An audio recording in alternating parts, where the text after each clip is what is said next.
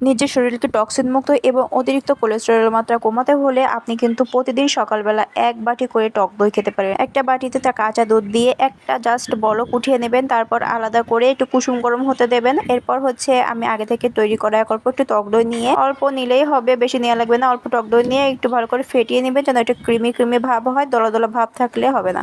এরপর হাতে সহ্য হয় এমন হচ্ছে কুসুম গরম করে নেবেন। কুসুম গরম করার পর হচ্ছে আপনি যে আগে থেকে দইটা ফেটিয়ে রাখছিলেন, ওই দইটার ভিতরে আমি একটু দুধ দিয়ে ভালো করে আবার একটু মিশিয়ে দিব, তাহলে হচ্ছে মিক্সড করাতে অনেক বেশি সুবিধা হবে। এরপর হচ্ছে আমি পুরো দুধের সাথে এই টক দইটা মিশিয়ে নিব। আপনি চাইলে টক দইয়ের যে বীজটা এটা পানি ঝরিয়ে নিতে পারেন, তাহলে আপনার তৈরিকৃত দইটা কোনো প্রকার পানি জমবে না। কিন্তু এটা যেহেতু টক দই, আমি এই পানিটা ঝরাবো না। এরপর হচ্ছে আমি আলাদা একটা পাত্র নিব, যে কোনো পাত্রে দইটা বসবে, কোনো প্যারা নাই যে মাটির পাত্রে দই বসে এমন কোনো প্যারা নাই। আপনি যে কোনো পাত্র নিবেন, নিয়ে আপনি যে টক দইটার মিশ্রণ তৈরি করেছেন ওটা ঢেলে দেবো। এরপর হচ্ছে যে কোনো গরম জায়গায় হতে পারে, সেটা ওভেন কিংবা ক্যাবিনেট বা যে কোনো কিছু যেখানে গরম থাকে সেইখানে একটা রেখে বড় একটা মোটা তাওয়াল দিয়ে এরকম করে শুধুমাত্র একটু ঢেকে রাখবেন।